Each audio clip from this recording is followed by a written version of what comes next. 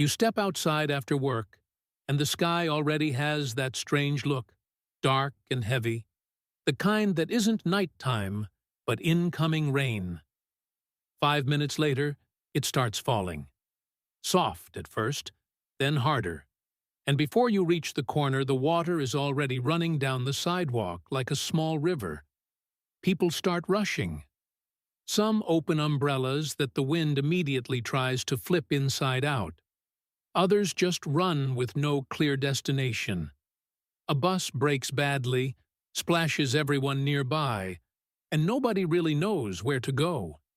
In that moment, in the middle of all that wet confusion, what you need most is not to move faster. It's to stop for 2 seconds and read what's actually happening.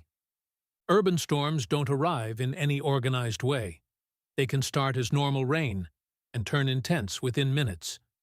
The water that builds up reshapes the city around you. What was a street becomes a current.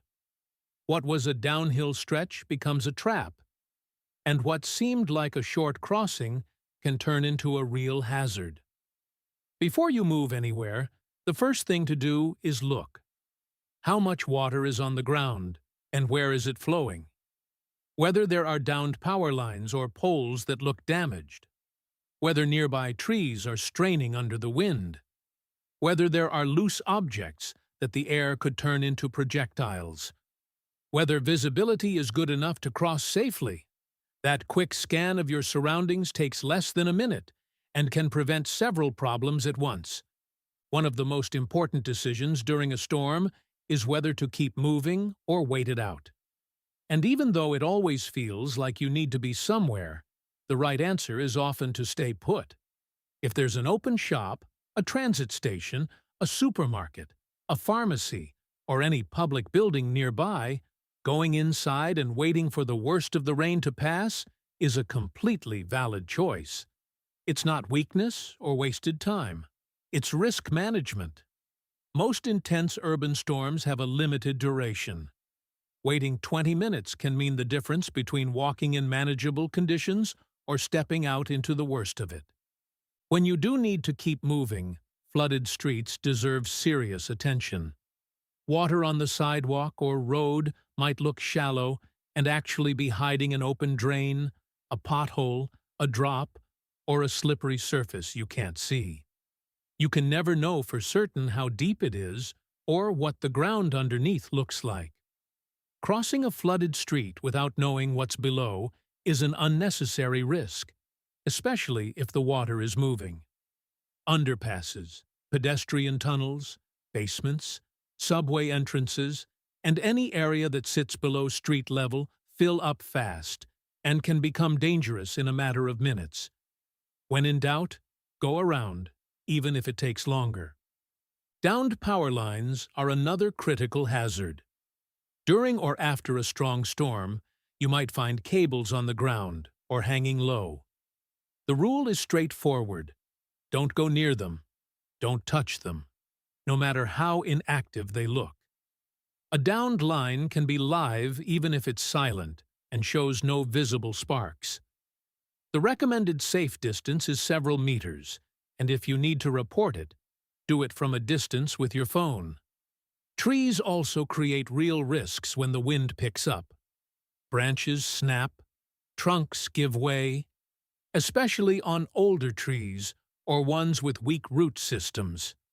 Ducking under a tree that's being whipped around by the wind isn't a good idea, even if it seems like a quick shelter.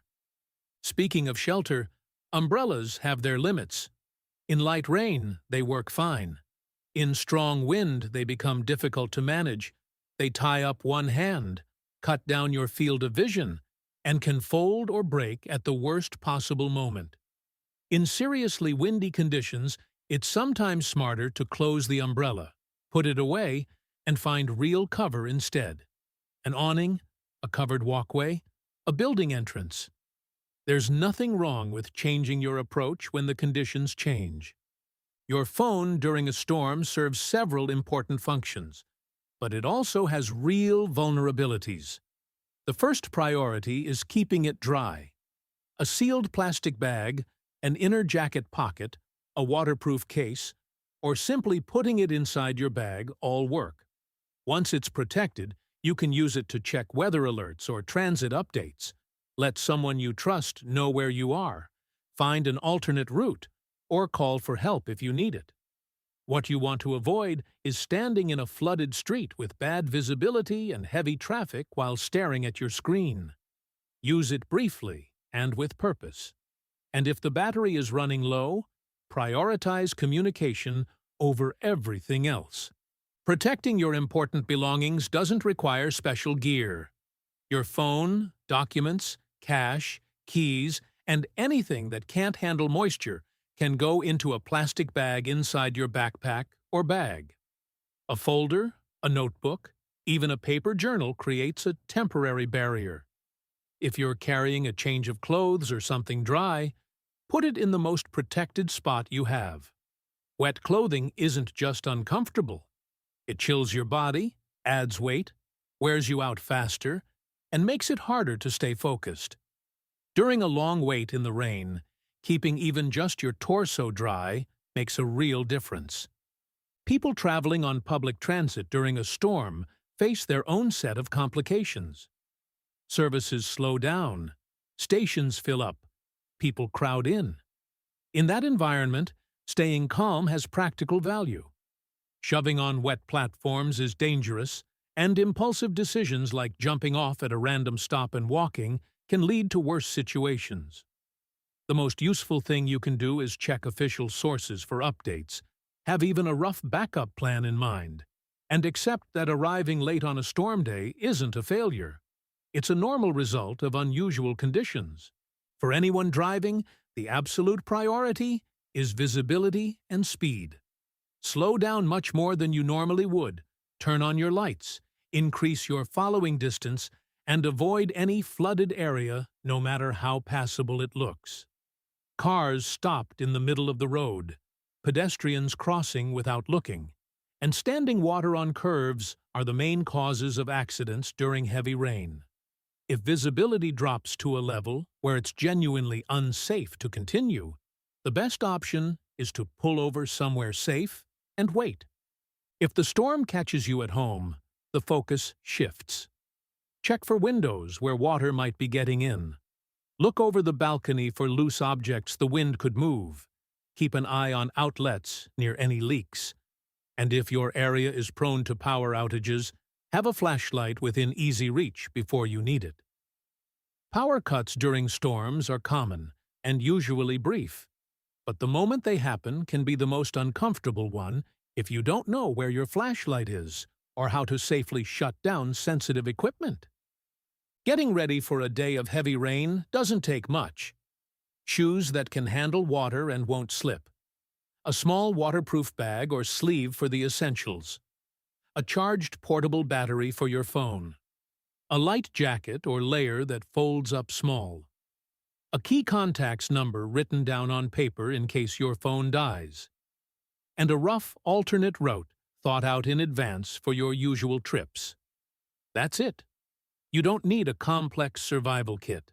Just a little practical thinking applied to your everyday routine. Weather alerts are genuinely useful, but you have to know how to use them without getting pulled into information anxiety.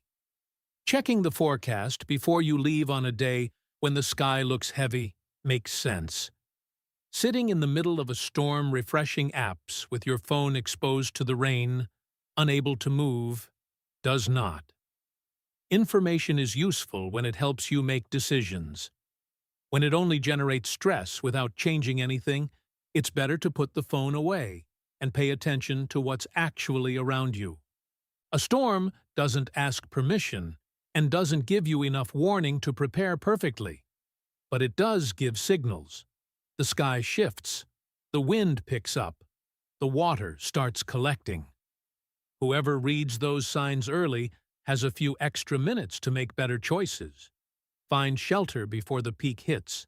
Protect what matters before it gets soaked. Pick a route before traffic falls apart.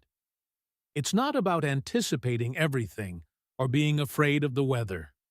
It's about not ignoring what your surroundings are telling you. When the rain is heavy and the city is in chaos, the best tool you have is not urgency. It's attention. Move when moving makes sense. Stop when the environment asks you to. Go around when the direct path is dangerous. Ask for help or change your plans when the situation calls for it. Arriving late or arriving wet is not the worst outcome. Making a bad decision at the wrong moment is. The storm passes. The consequences of acting without thinking can last a little longer.